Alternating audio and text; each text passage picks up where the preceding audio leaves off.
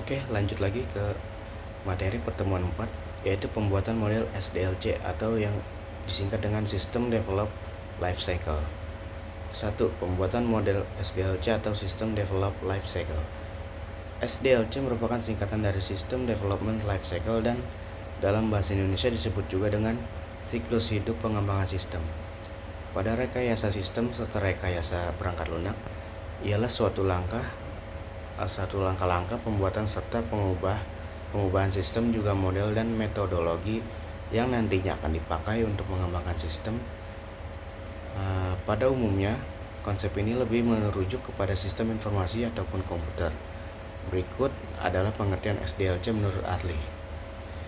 SDLC menurut Profesor Dr. Sri Mulyani, AKCA, tahun 2017, merupakan suatu proses atau tahapan logika yang dipakai oleh seseorang analis sistem demi mengembangkan sebuah sistem informasi, yang juga melibatkan recruitment, validation, training, dan pemilik sistem.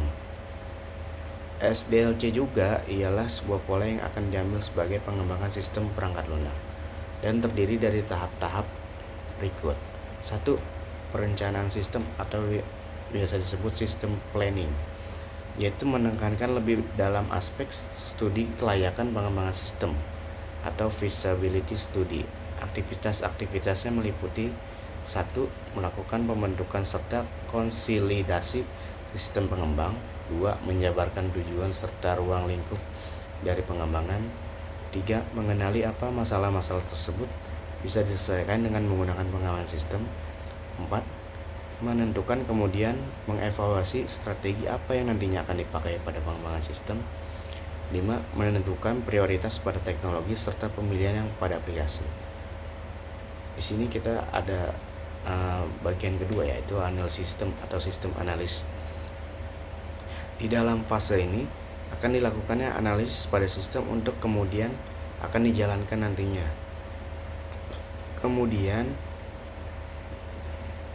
dari hasil analis yang berupa kelebihan serta kekurangan sistem, fungsi sistem, sampai pembaharuan yang bisa diterapkan. Pada bagian ini termasuk pada kebagian perencanaan. Lalu bagian lainnya yang ikut termasuk dalam perencanaan adalah alokasi sumber daya, perencanaan kapasitas, penjadwalan proyek, estimasi biaya, serta penetapan. Demikian adalah hasil daripada tahapan perencanaan, yaitu rencana pada proyek, jadwal, estimasi biaya, dan ketentuan. Idealnya manajer proyek serta posisi pengembang bisa bekerja dengan maksimal dalam tahap ini. Analisis sistem merupakan tahap yang dapat dilaksanakan beberapa aktivitas berikut, yaitu 1. Melaksanakan studi literatur demi mendapatkan sebuah kasus yang nantinya bisa ditangani oleh sistem. Kedua, brainstorming pada tim pengembang terkait kasus yang paling tepat, kemudian dimodelkan dengan sistem. 3. Melakukan klasifikasi pada masalah, peluang, dan solusi yang berkemungkinan bisa diterapkan pada kasus.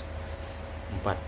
Melakukan analisis kebutuhan dalam sistem, kemudian membuatkan suatu batasan-batasan pada sistem. Dan yang terakhir, menjabarkan segala kebutuhan-kebutuhan pada sistem. Ya, mungkin cukup untuk pertemuan 5 kali ini. Terima kasih.